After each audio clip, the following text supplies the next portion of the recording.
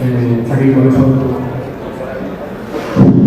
Está aquí con nosotros Luis Navarrete, profesor de la universidad, de Estado Mental y fundador y coordinador principal de la aula de videojuegos. Va a hablarnos de cómo la posibilidad de abordar los videojuegos de manera teórica y académica, y más concretamente sobre la revista Live Play, que es un proyecto nuevo que ha surgido de esta facultad. Y bueno, pues aquí lo dejo, que detalle el nuevo proyecto y disfrutar.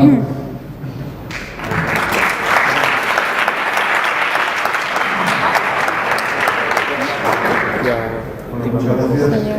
Buenas tardes. Gracias a Vicente por esta presentación. Espero que lo esté pasando bien. Creo que la jornada de la mañana ha sido muy bien. Las cosas decaen, la carencia existe, desde ahora conmigo. Y bueno, voy a intentar abordar desde mi experiencia el estudio de los videojuegos desde una perspectiva académica. He decidido dividir mi conferencia en 4 partes distintas. Lo digo porque me gustaría que estuviesen atentos a ello. Yo sé que una conferencia con instrucciones ya en sí misma parece aburrida, ¿no? Una conferencia que tiene que ser explicada es una cosa un poco paradójica, pero me gusta explicarlo simplemente por si a alguien le gusta este tipo de cosas, las instrucciones y todo eso, ¿no? Bueno, pues vamos, la voy a dividir en 4 partes. En la primera de ellas voy a hacer una crítica bastante sarcástica e irónica de la presencia de los videojuegos en la universidad. Es un discurso que tiene que ser justamente entendido como eso, como una ironía, pero que encierra parte de verdad que después explicaré. La conferencia la voy a hacer entre leída y comentada. Leída no porque tenga el ánimo aburrirlos, sino porque pienso que las ideas se precisan mucho mejor si se leen que si se expresan oralmente. Y por lo tanto, en ese deseo de ser justo con lo que quiero decir, leo algunas cosas que considero importantes, al menos para mí. Y posteriormente sí comento todas aquellas ideas que he expresado hasta ahora. Decía que la primera parte tratará una lectura y un comentario irónico sobre la presencia del videojuego en la academia barra la universidad. Posteriormente voy a intentar precisar desde un punto de vista teórico cuál es la naturaleza de un videojuego, de qué está hecho un videojuego, de qué materia se forja y si esa materia de la que está forjada puede ser estudiada académicamente. Posteriormente voy a hacer una clasificación personal de, en mi opinión, de qué manera y de qué modo se dividen los game studies, o juegos dedicados, o estudios dedicados al videojuego. Y finalmente, en la última parte, voy a hacer un comentario sobre 2 proyectos del aula de videojuego.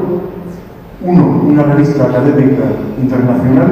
Explicaré qué es una revista académica y qué requisitos debe cumplimentar el autor que quiera trabajar en ella o participar en ella.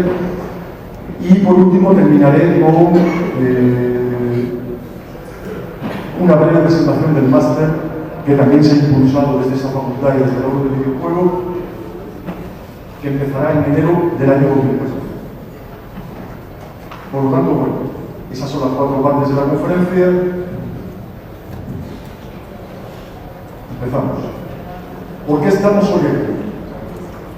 Un castizo podría decir que por el crédito que dan y porque se está bastante bien sentado en esta sala.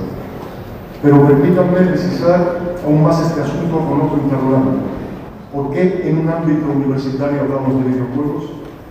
En mi opinión, que hoy podamos debatir sobre videojuegos entre las paredes de la universidad se debe al éxito histórico de la teoría cultural que ha establecido que la cultura popular también es digna de estudio.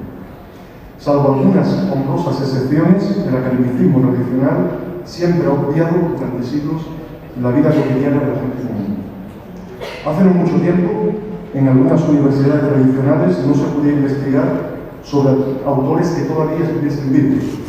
Esto suponía un gran incentivo para darle una cuchillada a las costillas en una noche de niebla al autor escogido para tu tesis si es que tenía una salud de hierro y solo 40 años. Verdaderamente no se podía investigar sobre nada que uno viera diario a su alrededor, puesto que era por definición indigno de estudio. Lo cotidiano era indigno. La mayor parte de las cosas que se consideraban adecuadas para el estudio de las humanidades no eran visibles, como cortarse las uñas o Humphrey Bogart, sino invisibles, como Stendhal, la idea de soberanía o la sinuosa elegancia del concepto de mónada en Leibniz. Hoy día se admite de manera general que la vida cotidiana es tan intrincada, insondable, oscura y en ocasiones tediosa como Batman, y por tanto digna de ser investigada. En los viejos tiempos, la prueba de lo que valía la pena estudiar era con bastante frecuencia lo fútil, monótono y esotérico que tal materia fuera. Hoy día, en algunos círculos, la clave es que se trate de algo que uno y sus amigos hacen por las tardes. Antes, los alumnos escribían acríticos ensayos sobre Flaubert, Voltaire y Gasset. Hoy todo ha cambiado. La gente escribe acríticos ensayos sobre la serie Perdidos o el videojuego Journey. ¿Cómo hemos llegado a este punto? ¿Cómo ha sido posible pasar de un extremo a otro en los estudios de las humanidades? Para responder a estas preguntas debemos hacer balance de dónde nos encontramos. El estructuralismo, el marxismo y demás corrientes de pensamiento y teorías han dejado de ser los temas atractivos que en otro tiempo fueron. Ahora lo que es interesante y atractivo es el sexo. Sexo, en este contexto, simboliza todo aquello sutil en torno al placer. En las orillas más inhóspitas de la academia, el interés por la filosofía ha dejado paso a la fascinación por el sexo. En algunos círculos culturales, la política de la masturbación, entendida como ejercicio autocomplaciente, ejerce una fascinación mucho mayor que la política corriente próxima. Entre los estudiosos de la cultura, el cuerpo es un tema que está de moda, pero por lo común se trata del cuerpo erótico, no del cuerpo femenino. Hay un interés entusiasta por los cuerpos copulando, pero no por los cuerpos trabajando. Los estudiantes de clase media y alta serena se amontonan evidentemente en bibliotecas para trabajar sobre temas sensacionalistas como el vampirismo, el arte de cerrarse los ojos, los cibos, las películas pornográficas o las nuevas formas de narrativa transmediática. Nada podría ser más comprensible. Trabajar en la literatura del lápiz, con las consecuencias políticas, hacerse un piercing en el estómago, significa tomarse al pie de la letra el viejo adagio de que el estudio debería ser divertido. Es un poco como escribir la tesis doctoral sobre la aroma comparativo del filo y la manzanilla o sobre la fenomenología de estar tumbado todo el día en el sofá. Esto produce una continuidad sin fisuras entre el intelecto y la vida cotidiana. En los viejos tiempos, el rock era una distracción de los estudios. Ahora podría ser perfectamente lo que uno está estudiando. Las cuestiones intelectuales han dejado de ser un asunto para encerrarse en una torre de marfil y han pasado a pertenecer al mundo de los medios de comunicación, de las grandes superficies comerciales, de los dormitorios y de los salones recreativos. Como tales, se reintegran en la vida cotidiana. Hoy día, los carrozas que trabajan en las alusiones clásicas del paraíso perdido de Milton o en los personajes del Quijote de Cervantes miran con recelo a los jóvenes revolucionarios ensimismados con el ciberfeminismo y los videojuegos. Los brillantes jovencitos que redactan artículos sobre el cómic o la historia de Isaac Clarke miran con desconfianza a los escuálidos ancianos eruditos que se atreven a sostener que Lorca es el mejor poeta que Juan Ramón Jiménez o viceversa. Mientras en los viejos tiempos uno podía ser expulsado de su círculo de estudios si no era capaz de encontrar una metonimia o una metáfora en un poema de Robert Herrick o de John Donne, hoy podría estar considerado un ganso inclasificable solo por haber oído hablar de metonimias o de Herrick. El advenimiento de la sexualidad, repito, entendida como actividad placentera, y la cultura popular como temas de estudio legítimos han acabado con un poderoso mito. Ha contribuido a echar por tierra el dogma puritano de que una cosa es la seriedad y otra el placer.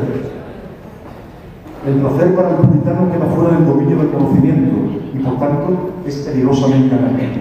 El capitalismo puritano a la antigua usanza, aquel descrito por Max Weber en su libro sobre la ética protestante y el espíritu del capitalismo, nos prohibiría imperfectos, puesto que una vez que hubiésemos adquirido el gusto por la diversión, seguramente no podríamos volver a ver jamás el trabajo desde dentro. No obstante, un tipo de capitalismo consumista más marino nos persuade de que satisfagamos nuestros sentidos y nos complazcamos con tan mala conciencia como nos sea posible. De ese modo, no solo consumiríamos más bienes, sino también identificaremos nuestra propia satisfacción con la supervivencia del sistema. Lo que quiero decir con esta introducción, que ignoro si se habrá entendido como yo pretendía, es que estudiar videojuegos es un acto que se pretende puramente narcisista, un narcisismo occidental que implica trabajar en la historia del medio público mientras la mitad de la población mundial carece de condiciones de salubridad adecuadas y sobrevive con menos de $2 de presupuesto diario. El capitalismo no solo ha dominado otras prácticas culturales o artísticas antes consideradas marginales, dignificadas ahora por el solo hecho de su susceptibilidad de recaudar dinero, sino que también ha incluido en este espíritu en lo académico, de modo que los discursos críticos que se han simplificado por una lógica contagiosa del mercado, es decir, para llegar a un mayor número de potenciales usuarios, clientes, alumnos, lectores o espectadores. Todos son sinónimos en esta sociedad sin barreras y sin pasado. Este hecho acabó convirtiendo la razón, es decir, el principal activo que puso la semilla de esta revolución sin parangón, en una comparsa de la sociedad mercantilizada. Por tanto, el concepto de memoria colectiva, unido sin remedio a las viejas prácticas de la institución crítica, pierde su sentido en este panorama. ¿Quién ha dicho que hay que conocer a Homero o a Cervantes si su lectura no produce ningún placer instantáneo y si un profundo dolor de cabeza? ¿Para qué vamos a ver Ford o a Federico Fellini si ya han sido superados y son parte del pasado? El mercado solo vive del presente y por tanto fomenta solo aquello que pertenece a nuestra memoria subjetiva y obligatoriamente relativa, es decir, definida con relación a nuestros semejantes a lo largo de nuestro periplo vital. En definitiva, lo que pone en crisis es la obviedad de una afirmación como yo prefiero personalmente el nuevo título de Bob Octuar a En busca del tiempo perdido, pero sé que estéticamente Proust es superior a las aventuras de Kratos. Digamos que de la esfera pública clásica y de sus objetivos racionales queda muy poco. Ahora esta esfera pública actual ha multiplicado su diámetro porque, bajo las dinámicas prácticas del mercado, se necesita acoger a un mayor número de miembros que se sientan participativos e importantes.